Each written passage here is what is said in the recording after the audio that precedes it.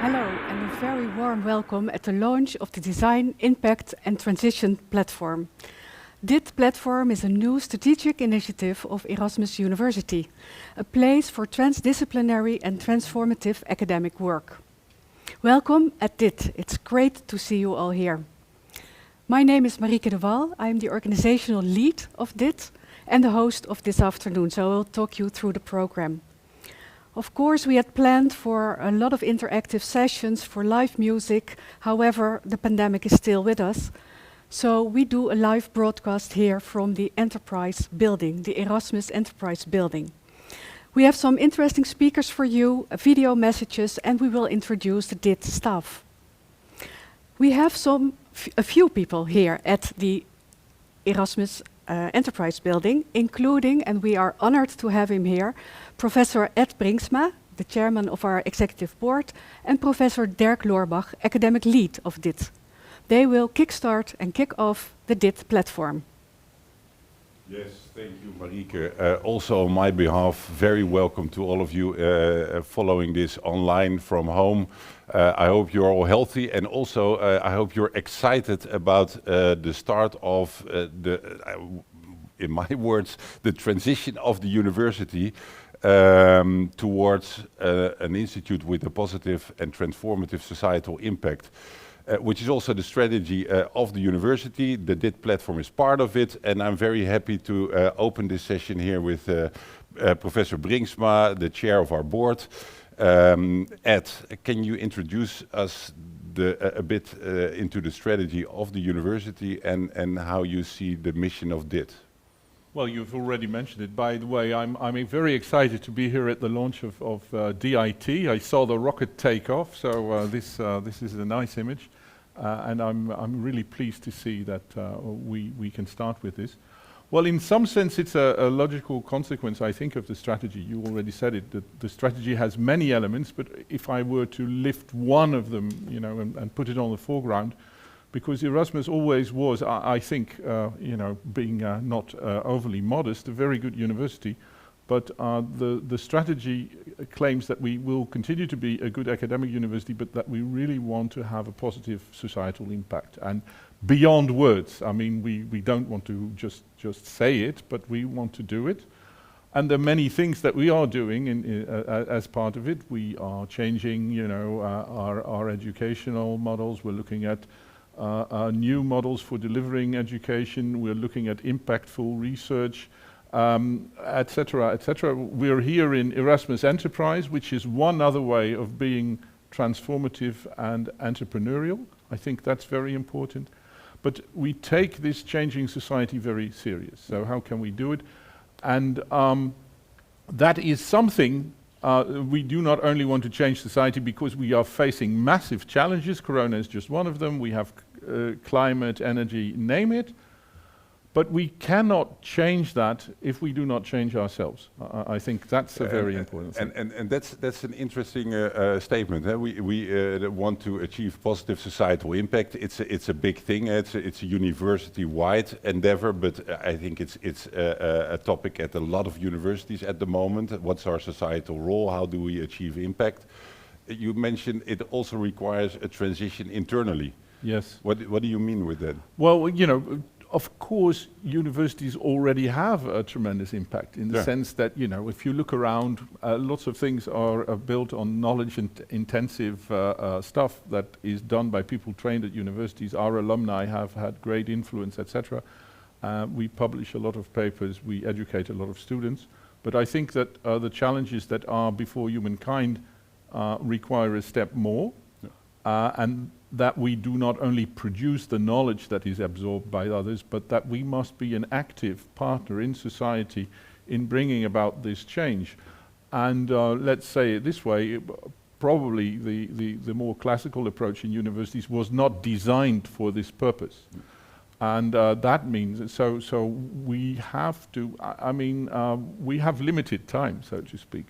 which means that we must act faster and be an agent of change ourselves. And, well, this is not in the traditional workings of a university, and it requires another mindset. And one of the things that comes with it, which also everybody claims, is we must bring lots of fields together to create this impact. So multidisciplinarity is one, but how do you bring about this? This is a rather slow process, and probably we need a lot of creative and out-of-the-box models to sort of kickstart this in something that will really make a difference. I'm convinced of that. It's music to my ears. I have to say, also as an action-based academic myself, what is for me very exciting about the assignment that we have been given by the board and by the university community is basically to experiment with an institutional environment for academic work that is engaged, that's transformative, that is applied. So in this context, design thinking, you use the word already, is a very central element. The idea that we need to be more creative, more co-creative, more experimental, and more future-oriented in the way that we do research. So how do you see the role of design in Well, very important. It has to do that, let's say, universities with the portfolio of Erasmus have a tradition in more empirical science, which is you observe, you create theories and models that have predictive powers.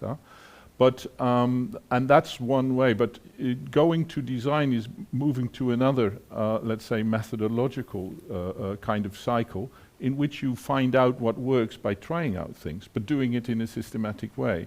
And I think this requires a transformation, because in a number of fields that we have here, this is not the method of choice that was there traditionally, but we will need it to actually be this active societal partner in transforming society. Yeah. So we need to familiarize ourselves more with the workings of design cycles. Yes. And this is, for some, let's say, academic areas, this is quite natural, but for others this is completely new, and for us as a whole, this is definitely something that must be learned. Yes.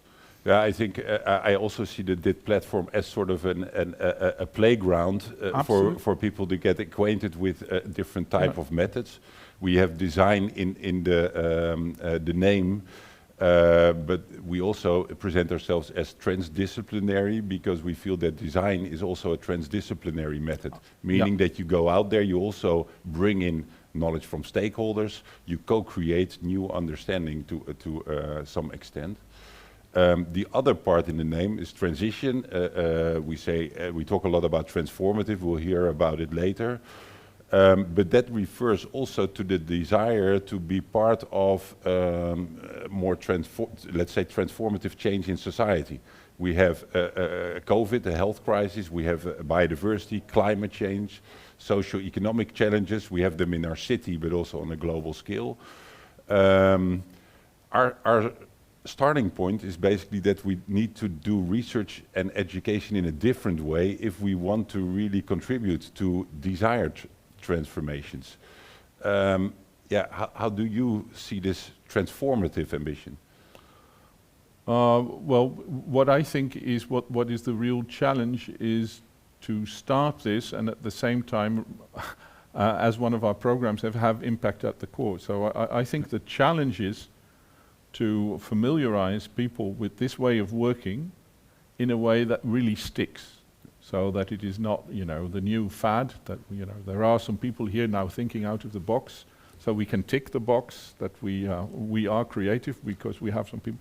But I think the point is, it has to go to the core. It has to become a way of working of a critical mass at this university to see this as a way of going forward. And that's a major challenge for ourselves, because universities are not known for easily changing themselves. No, they're can I say, like a fossil fuel company, or? Well, there's this wonderful saying which is by one of the former American presidents. It says, changing a university is like moving a graveyard. You don't get much help from the people inside.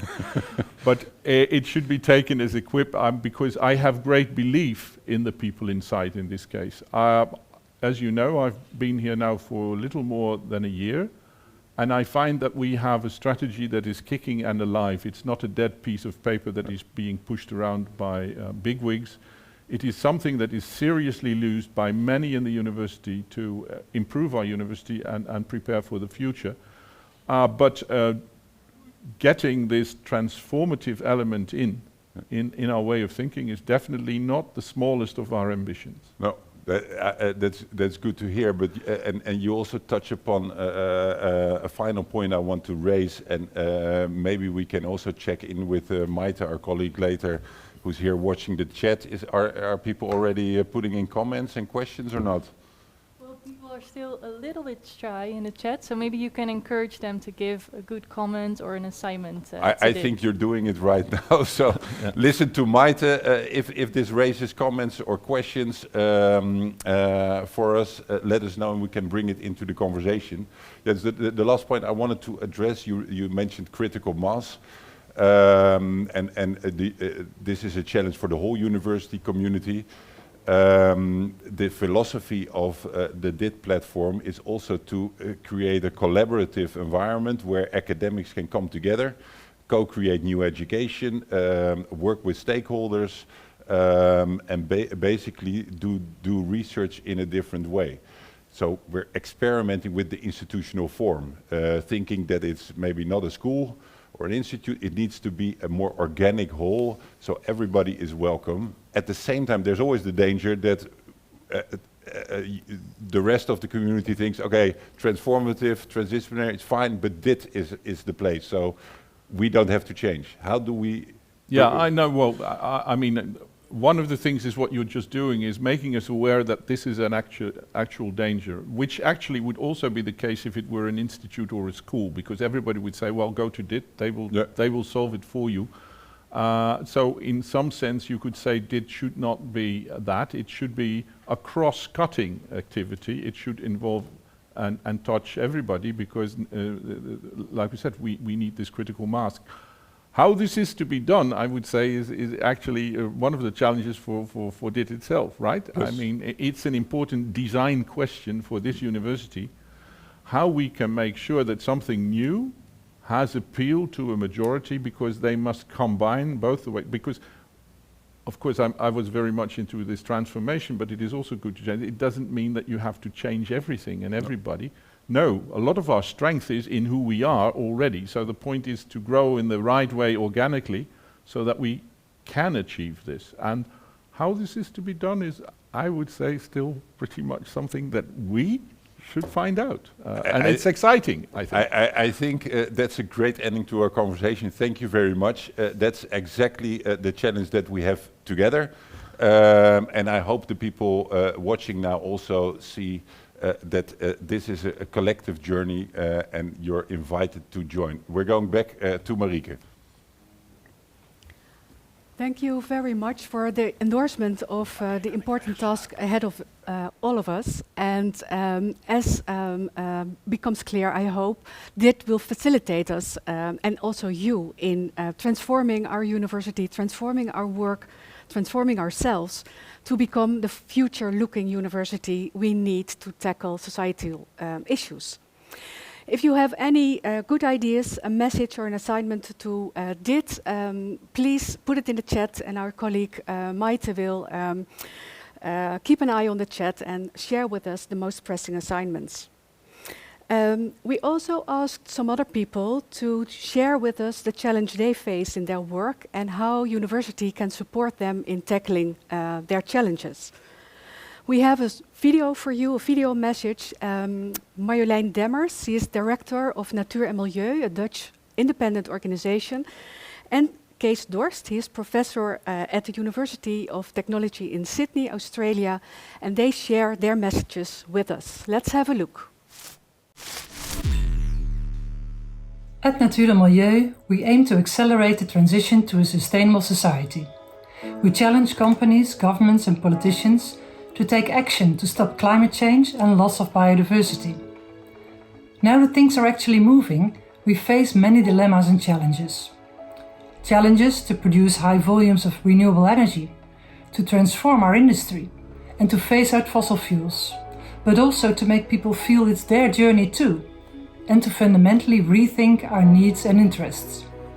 We need to speed up, but the complexity and interdependency of steps and decisions makes it difficult to succeed. So, my assignment to DIT: study the current dilemmas and challenges to transform our economy and develop concepts and approaches to increase our understanding and ability to accelerate change effectively and inclusively. Let's go! DIT is here, and that's really good news. So you asked me what kind of project I'm working on. I'm working with the Municipality of Rotterdam and Bioto in creating biodiversity in the city. And with Bioto, what we're doing is we're combining ecosystems of plants with groups of people, a social ecosystem, and supporting that with technology. And what I'd like DIT to work on with us is actually to say, well, okay, the Municipality of Rotterdam has these goals of being a nature-positive city. We're doing these things right now, but what should happen in the middle? What should happen between the immediate things that we're designing and the overall transitions and goals that the municipality has? So that's the question that I have here, and I'm looking forward to working with you on the answers. Yes, that's great to see also quite big challenges, but we're not afraid of big challenges, right, Mariangela? Welcome at the table, Mariangela Lavanja, one of our academic leads. So this is the moment where we introduce the DIT team. And it's my pleasure to introduce them. We'll do it very quickly. You saw Maite at the table, but here you see the core team with the 3 quartermasters, as we say it. You already saw Marieke and myself. Roel Verraak is our, let's say, finance lead, and these 3 lovely ladies, Neil, Maite and Anouk, are our quartermasters. On the second slide, you'll see our academics. We're going to talk to them. The top 4 you'll see in a second. But we also have Femke Koops and Christina Bogner, who are student assistant, visiting researcher. So they already are part of building the model of drift, having also a great contribution to our transformative research working paper that's online. Speaking of which, I want to go maybe first to Julia Wittmeier. I hope you're with us and the technology works. Great to see you. Happy with the paper that just came online? Yes. Happy that we co-created it in a short time to just position transformative research and how we understand it at DIT, to give it the whole dialogue about transformative research at the Eurostart. Yeah, so we go quite quickly, sorry for that, into the content, but I'm also quite excited by this paper. Can you maybe introduce yourself a bit and say something about your assignment with DIT? So I'm Julia Wittmeier, working as action researcher at DRIFT for the last 12 years already. So doing loads of research, mainly EU funded, using collaborative formats and very action and impact oriented. And with DIT, the DIT assignment basically enables me to continue this work, but also to position it much better within the university and to also help change the university in doing so. And what we're going to be actually doing is, or what I hope we're going to be doing, is to start a dialogue about these kind of action-oriented, design-oriented research approaches at the university, and to build a community around that within, but also, as I see in the chat, quite some remarks about what about the University of Applied Sciences, so also with stakeholders around the university. Yeah, so transformative research, I know that we've been discussing already, and you can check the paper online again, but what is it? Why is it different? Why is it different? It's different in that it challenges how we organize research today. It's action-oriented. It's just what also Ed just said. It's about going out of your own discipline, working with other disciplines, going out of the university, working together with societal stakeholders in processes that are systematic but also aimed at addressing specific societal challenges. And these challenges are often in a way unorganized. Basically, they're complex, uncertain. We don't know how to tackle them. So it's about experimenting with how to change it. It's like changing this university. It's a complex challenge, not only about this university, but about the academic system in general. And it's about finding ways to experimenting with how to be able to do this and to creating space for that. And DIT is a specific or a very concrete example of such action-oriented transformative research. That's great. Thanks for that. That's also obviously the topic of the breakout session at the end of this live stream. We'll transition into the breakouts. And this obviously is one of the topics. We'll come back to you. Thanks so much. Maybe it's good to go to Mariangela here at the table, our second of the 4 academics.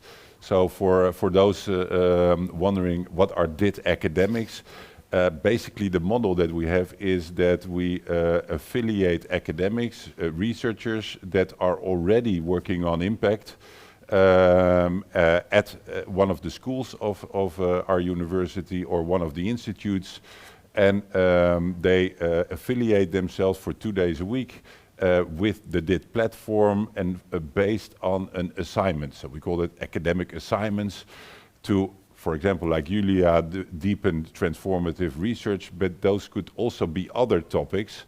And we're on the lookout for new academics, so make yourself known if you feel, I want to be part of this, otherwise we come looking for you. The second one I want to talk to is Mariangela. Welcome. You've been on the DIT journey for quite some time, and we've been in it together. You even was on the design school journey, which was a predecessor. So what's design in DIT? I think we are going to find out together in the coming years. Today we start a conversation around design and why design is important to engage with at Erasmus, and I think already Professor Ed Briggsma already pointed out some aspect of that. I'm sure that many, or maybe no, I don't know how many, but there are already colleagues across faculties that somehow have started to engage with design. Maybe they don't even know that it's a design thinking. And through it, we really want to strengthen and capitalize those efforts. I think so far it was mostly at the hands of one person or one school in a tiny course or in a tiny track, but we need to put together all these efforts and bring design at Erasmus at another level, because I think that's where we need to move if we want to impact society. I think that's a chance that we have. You're also organizing a breakout together with Mieke van der Bijl-Brouwer. Yeah. She's from TU Delft. Yeah. Let's say they have the actual design school, right? Yeah. Yeah. And so I think the conversation will be really like to start and understand each other disciplines and each other languages. And with Mieke and I'm sure with many other people from Erasmus, but also from outside, we really want to understand how every discipline can, what every discipline can bring to the table, and how together we can offer a better understanding of challenges that we face in society. Yeah. So design becomes both an instrument and a tool set to enlarge our methodological frameworks. At the same time, I'm in a school where we study culture and creative industry, so we still look at design also as a creative industry where all these disciplines can come together and understand better how we can also build team where you have different maybe you say at our school, so I didn't even ask you to introduce yourself. So which school is that? Yeah, so I work as associate professor in culture economics and entrepreneurship at the Erasmus School of History, Culture and Communication. And it's a school that already engage with interdisciplinary research. In every department we have historian, economist, sociologist, media communicator. So it's a school that somehow had already developed a sort of habitat or ecosystem of interdisciplinarity. And I think with it, we can bring these practices really forward and engage more with what Julia was saying, what transdisciplinary means and allow scholars and students and stakeholders to actually really work together. Yeah. I hope so too. Yeah. So thanks for being here, and also physically. That's because now we go to the two other DIT academics that are also online. Maybe first go to Yogi Henlin. I think he's all the way in Berlin, so this also makes it easier when we're online. Yogi, we've been. You've also been on the road towards DIT for quite some time. Mainly with a sort of the focus or the emphasis on sustainability on campus, and you've been a fierce advocate for it. So I hope you can hear me and maybe introduce yourself, but also start by reflecting back a bit on where we are in the sustainability journey of our university. Great, Dirk. Thanks so much for this wonderful launch. I'm really happy to be here with everybody.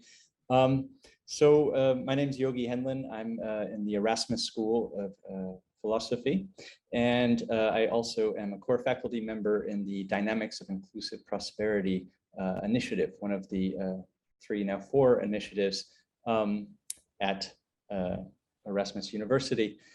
When I first arrived at Erasmus University Rotterdam, there was a lot of student will for sustainability. But there wasn't a whole lot of institutional entrenchment or implementation yet. That came with our strategy 2024, with the sustainability pillar that was student driven. And since then, as you well know, Dirk, we've had a lot of time together through our working group on sustainability and education, which itself was transformative, and many of those here were also part of that, directly or indirectly. For 2 years, I was on the university council at our university working on sustainability. We have a sustainability task force that I co-developed, and I'm very happy to say that we now have a program manager in sustainability, which of course is Marika van der Klaas. So we've made a lot of progress, I would say, because we understand as a university that impact and sustainability in the 21st century are integrally intertwined. You can't have one without the other, right? And so as we see with DIT, the role of DIT in many ways, I see as being this springboard for de-siloing our university from individual faculties where students only get the opportunity to interact with their subject or their specific discipline, and look at the major societal challenges that we face through a design perspective. That is, looking at how did they come to be this way, the fact that they don't necessarily have to be this way, that we can still get many, if not more, of the goods and things that make our society so lovely without the bads, right? And I think this is what sustainability, the promise of sustainability and sustainable justice, environmental justice is ultimately looking at, right? We're moving from an industrial era to a knowledge and service era. So rather than obedience, hierarchy, repetition, and conformity, we're now learning, and it's not an easy path, but we're learning how to work creatively with teams, with empathy and diversity. And I think that the path of sustainability here at Erasmus, with strong leadership from the students, the Erasmus Sustainability Hub, and with the executive board, the faculty, and everybody really is on board for this transformation. And we've committed as a university to the Rotterdam climate agreement that we as a university are going carbon neutral by 2024. So I do see substantial progress, and of course, there's a lot more to be made. And I think DIT can do that. Yes, I think we still have quite a long way to go if you talk about de-siloing, and also in terms of our responsibility as a university, our historical legacy of contributing to economic growth and profit maximization and the kind of models that are also part of unsustainability. One person I also want to acknowledge in this journey that you describe is Boris Pulskens, who's not here. He is physically here, by the way, but you didn't see him in the team. He's been one of the people that has been driving the working group Sustainability in Education and also the establishment of the sustainability program at campus. Thanks. We go to our last academic who is also having a great assignment, by the way, also have been working with Boris on this transformative education. Anna, great to have you here. Anna Vasquez. Can you introduce yourself briefly and say something about your assignment, and maybe start with the minor that you're already coordinating? Thank you, Derek. Very nice to be here. My name is Anna Vasquez and I'm a senior lecturer at Erasmus University College. So I've been teaching some interdisciplinary courses, mostly related to sustainability, ecology, etc. And also doing research in education, sustainability in education. And indeed, about the minor, so we have started 2 years ago the minor on Science and Practice for Transformative Change. And we have done that as an effort of about 20 different teachers from different faculties. So we organized together design sessions, etc., how to bring this interdisciplinary view across. And basically what's happening is that the students start with a theme. So it could be, for instance, sustainable consumerism, which per se is a dilemma. And the students go through a process of making sense of that theme or that complex problem, defining a topic, researching it. So they go to the field, they interview stakeholders, they also analyze policy documents, and then they develop a plan for implementing an intervention that will tackle that problem. So now we are working not only with some external stakeholders in this process, so they have also interviews with the students, but they sometimes also coach the students through the process. But we also want to now expand that, so to make it possible to implement their intervention and also to evaluate it. So we are working on that. And besides that, of course, doing research on the methods that we are using. And we wish to involve the whole community on this endeavor to see what is transformative education about and what we need to put it into practice. Yeah, I mean, it's a great minor, obviously, but also how you describe the transformative learning, which is also an experiment and research at the same time. That really excites me because I'm really convinced that we need a new type of education to sort of educate the transformative leaders of the future. Maybe check in with Maite. Is the audience, has it woken up? Are there any questions? Yeah, the audience has definitely woken up, and I think there's actually a really nice assignment from Sasha Bol, which really suits Anna's topic very well. She has an assignment for Anna. Yeah, and she says that DIT should create space for innovations in our educational system so we can have transformative education for all students. And I think that suits really well with what Anna is doing. How does that sound, Anna? That sounds great. Yes. That would be the next challenge, right? To scale it up, because this is also smaller scale, very personal type of education and very humane and tailored to each student and to their student journey. But definitely we are on to the challenge. I think also here the beauty is that in our Erasmus ecosystem there are multiple programs and initiatives. Obviously, Impact at the Core is there, trying to move the whole of the education towards more impact, but also Erasmus X as a playground and as an incubator for innovation in education. I think, Anna, with what we try to bring is also a more research-based approach at the forefront of transforming not only education itself, but also the context, right?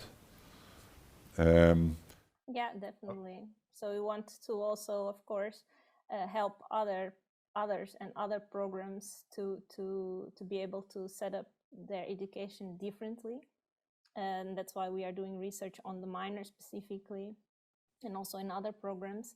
But we want to also do this research together. So, well, Yes. we will have a breakout about that, but we'll also call in for those that are interested to join us on the 8th of December. You'll receive an invitation probably to discuss transformative education in more detail. That's exactly right. So also on the website you can see the announcement for this event, the 8th of December. Thanks to all the academics. It's a very short conversation. Sorry about that, but we'll have more time in the breakouts and obviously the coming years. We go back to Marieke. Yes, so as you can see, we have a great team ready, and I'm really looking forward to the good conversations, the collaboration, and co-creating with all of you new methods and approaches. And as said, you will hear more about this and about our academics in the breakout sessions after this plenary. We have another video for you. Pallas Achterberg, a challenge officer of Alliander, is advancing the value creation agenda for her organization and is sharing with us the challenge she faces in her work and what university can do. And also Hans van den Berg, CEO of Tata Steel. And as we all know, Tata Steel tops the list of the most polluting companies here in the Netherlands. But they recently announced a major transformation and announced that they wanted to produce steel based on hydrogen. So let's hear from Pallas and from Hans what their challenge is and how they think university can help them. Energy is not just changing towards sustainability, it's becoming more and more distributed. Still, we regard energy as a separate facility that needs to be taken care of by others. This one single-sided approach creates high prices, high subsidies, and especially high resistance from the population. We need a different approach that combines the disciplines of energy technology, regulations, business models, and especially the empowerment of millions of people. My assignment for DIT is to combine these disciplines and to create an atmosphere for creation, co-creation, and really solving the issue. I wish you all the luck. The challenge I am facing with Tata Steel right now is that we need to implement climate measures swiftly and at the same time reduce the nuisance resulting from our current activities. However, implementing these climate measures causes additional nuisance over the next few years, while building all the facilities needed for our sustainable future. The university can therefore support us by helping us to get more tools to address both the long-term ambitions and the short-term needs of the communities around Tata Steel, while those needs are seemingly contradictory.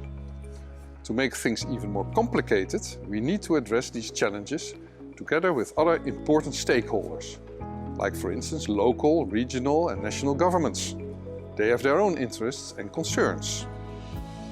My assignment for DIT is to find a way to deal with contradictory needs of a large variety of stakeholders in an ever-changing society. Good luck! Yes, those were some heavy assignments as well. I think transforming a whole region and an industry at the same time, I think that's something that we at Erasmus University should definitely get in on. So also keep the assignments and the questions coming in the chat. Maite is still here watching that. Now we go for an academic conversation, and I'm very excited and delighted that we have three guests that are sources of inspiration to me personally. At the table we have Professor Liesbeth Noordegraaf-Elens, and on screen we have Professor Jenny Stevens and Dr. Idil Gaziulu-Soy. Hopefully you see them all. I want to start with Jenny, who's all the way in the US. Happy Thanksgiving, Jenny. Are you okay? Thanks for joining us. Yes, good to see you.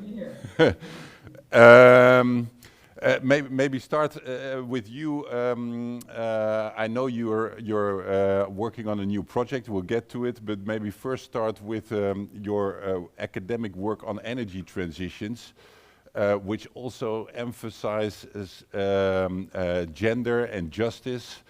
So if you see our mission, we want to contribute to transformative change, and you talk about just transitions. What do you mean with that? Yeah, well, thank you. It's great to be here, and it's really inspiring from an international perspective to learn about, I've known about DRIFT for a long time, but to learn about this new initiative to mainstream a lot of the innovations that DRIFT has been doing into Erasmus. I'm really interested in scaling up even bigger to other universities around the world. Yeah, I've been in academia my whole career with a focus on climate and energy.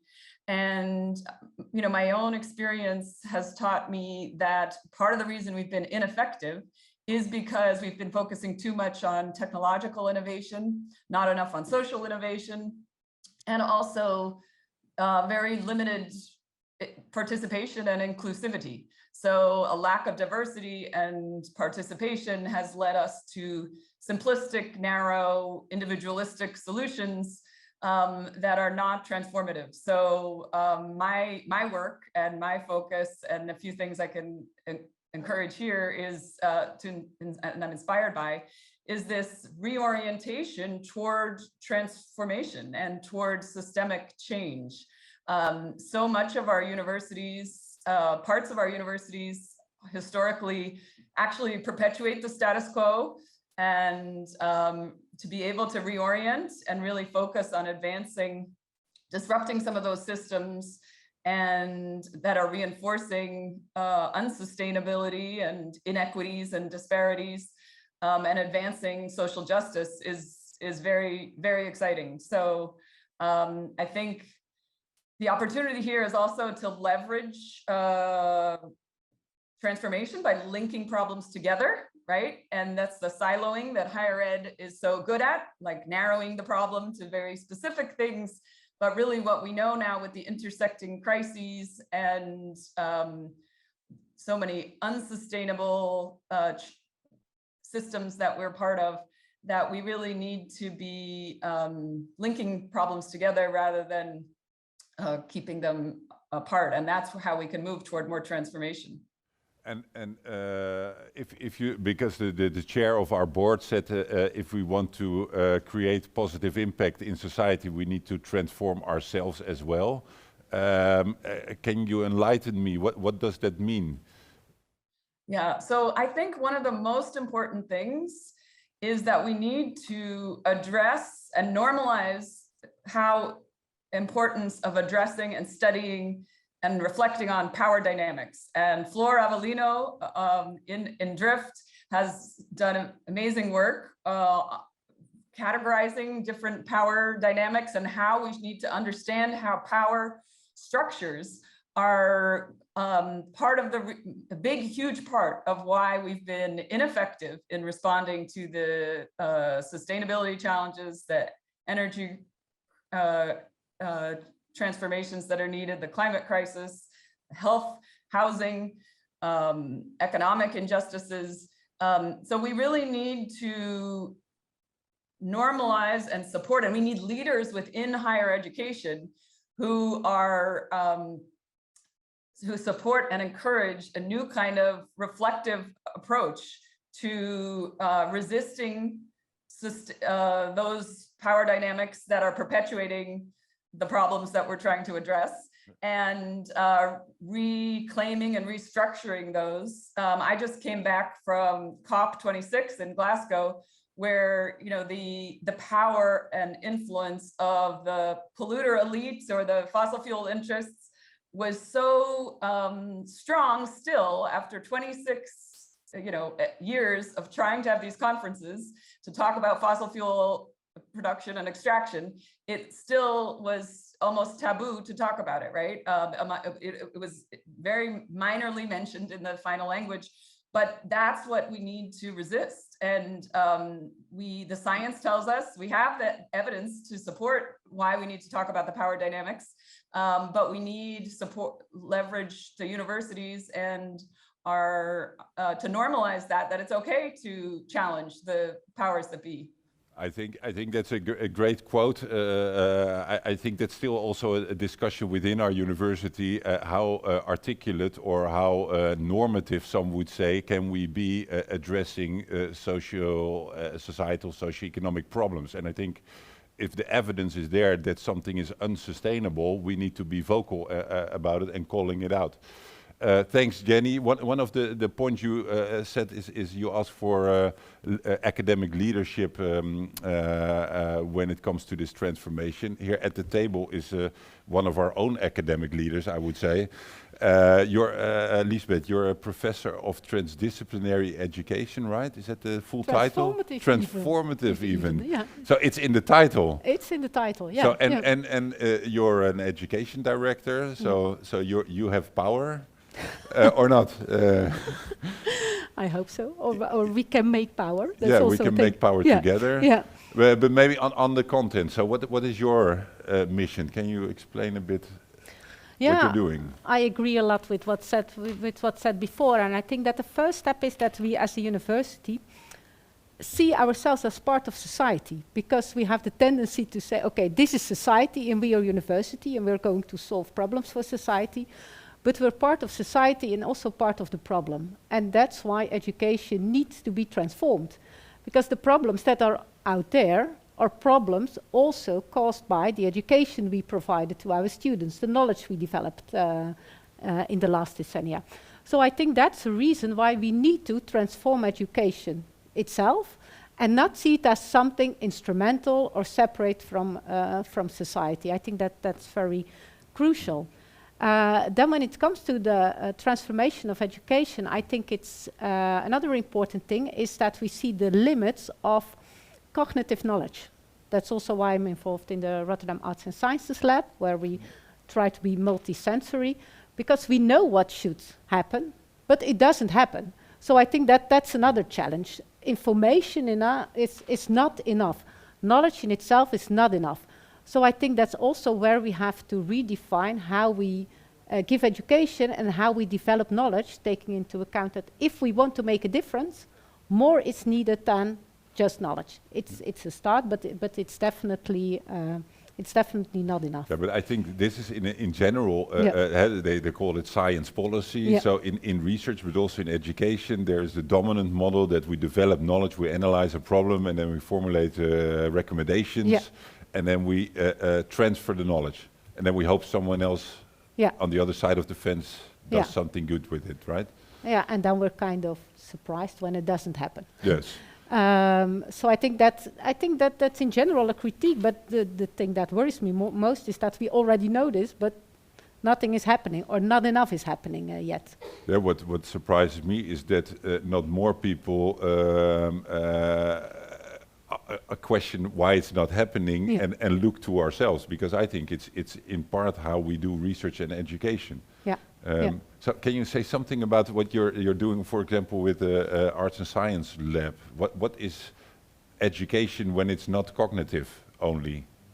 Yeah, I think what we did there, and that's a bit aligned to what the former guest said, we also developed a minor program there, where we have students with different backgrounds. So you always have students with a university background, one with performing arts and one with more visual arts. And we ask them to collaborate and to come up with their specific team.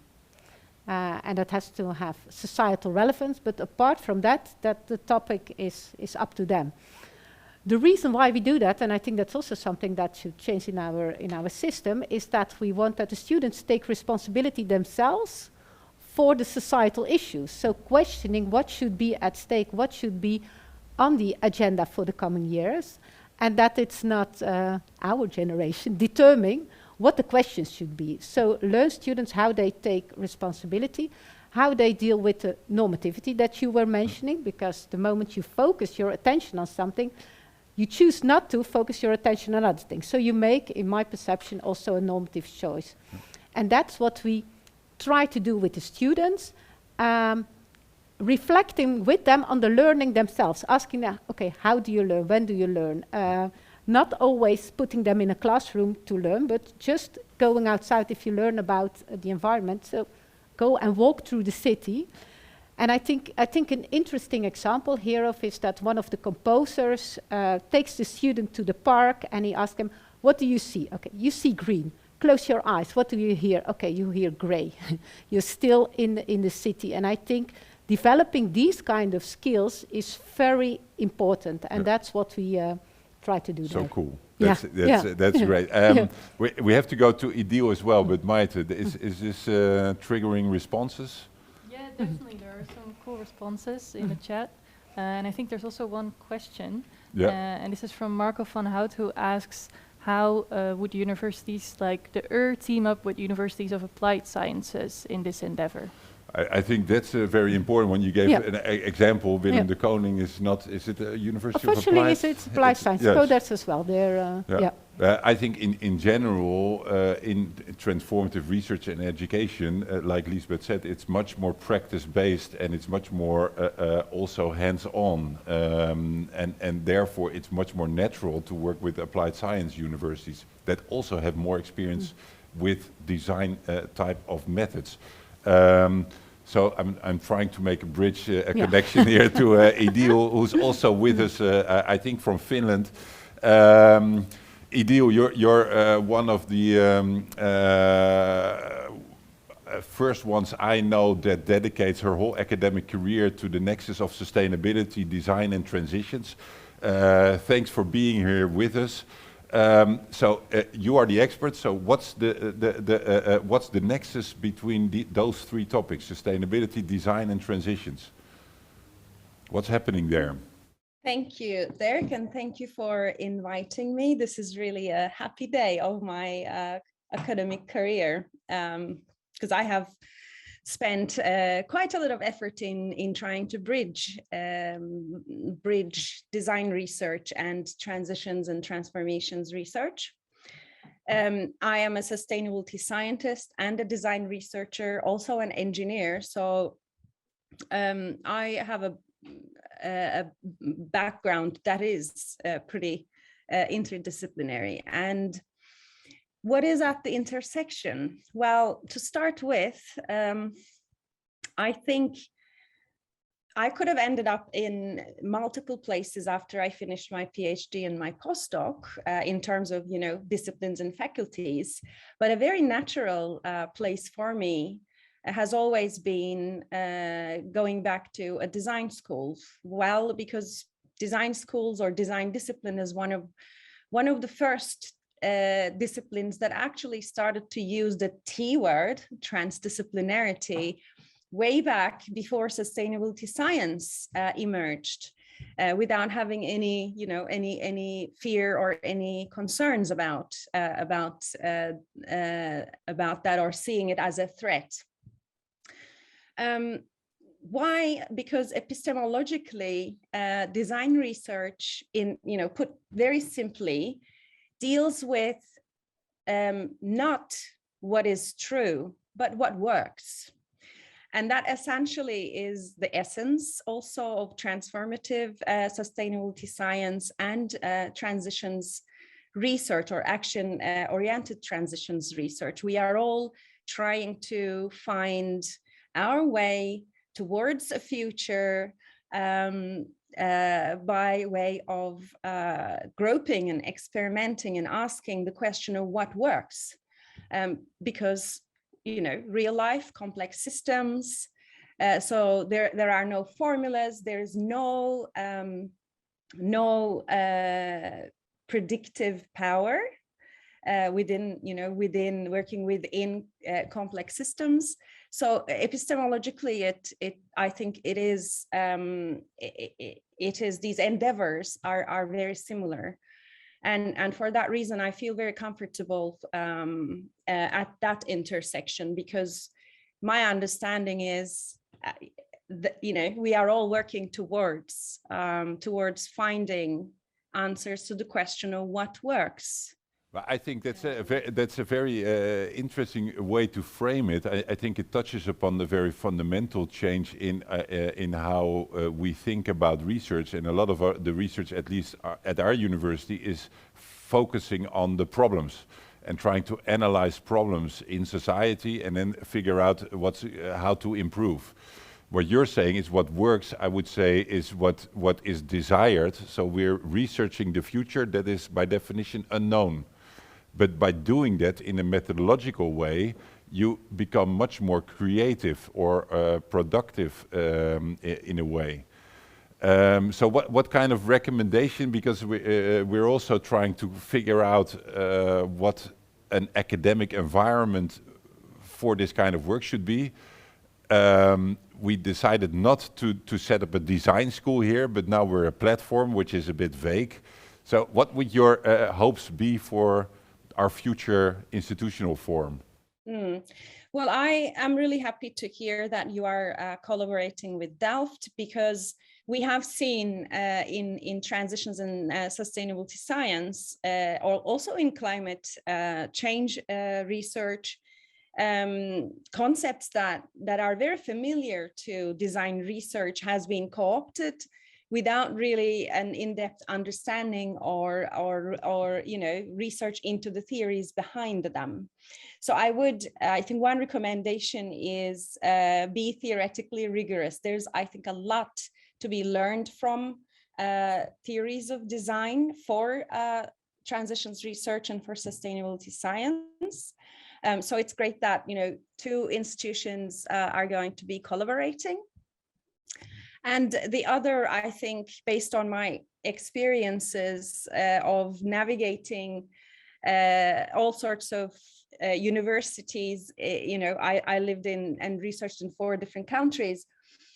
So talking about collaboration does not make it happen. And faculty in general who come from a training that is discipline-based, epistemologically and methodologically, quite specific and oriented towards discovery-based research, it's very difficult for that faculty to feel comfortable, crossing boundaries, allowing epistemological and methodological openness, etc. So I think it's a big thing for any university thinking about transformative research and transdisciplinarity, is to look inside and understand the situation from the perspective of the faculty, and understand what kind of capacity development needs there are for people to be able to operate, across disciplinary boundaries. Yes, that's.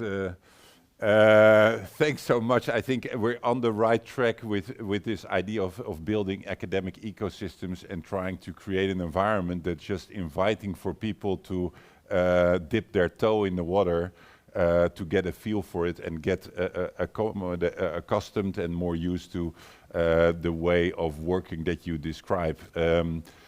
Maite, we might have time for one final comment or question, or maybe a challenge in the chat.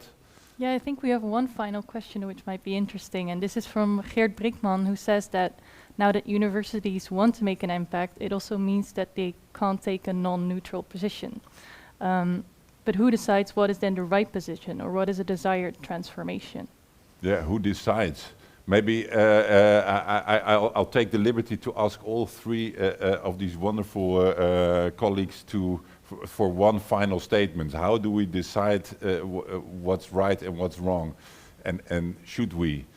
Who wants to go first? Maybe Jenny. Sorry. Oh. Yeah, Jenny, go ahead. Yeah, no, I would just say, the myth of neutrality or being apolitical is a myth, right? Like, I think, and we need to normalize that whether or not academics engage beyond their, narrow research, engage in different ways is a political decision, whether or not you do it or not, right? So we all are citizens, and I think this idea of advocacy scholar or that we all bring to bear our perspectives and in a respectful way, an inclusive, participatory approach, I think is essential. So I don't think it is who decides. I think we need to reframe that so it's rather than concentrating wealth and power in narrow narratives, that we open that up and allow space for a lot more different voices. And I think that's a great statement. I'm cutting you short because there's someone signaling here that we need to go to the next chapter. But I also want to hear from Idil. Idil, very briefly. Yes, go ahead. Well, I think universities should remember that it's not only businesses that are our partners, it's all of the communities, all of the niche innovators. So maybe we can change corporate relations managers' titles to community relations managers, and truly kind of bring in those voices into our teaching and into our research. Thank you, Idil. Final words, Lisbeth. Those were some great statements. Now, top that off. No. I think to end with, I think it's not only important what goes out, but especially where we start. And I think there the inclusivity and diversity are the most important things before we start to discuss what the outcomes will be. Yes. So only based on that we can make proper decisions. Thanks so much, Lisbeth, Idil, Jenny. Thanks so much for your wisdom. Jenny, have a great Thanksgiving. Thank you, the three of you, for joining us. We go back to Marieke.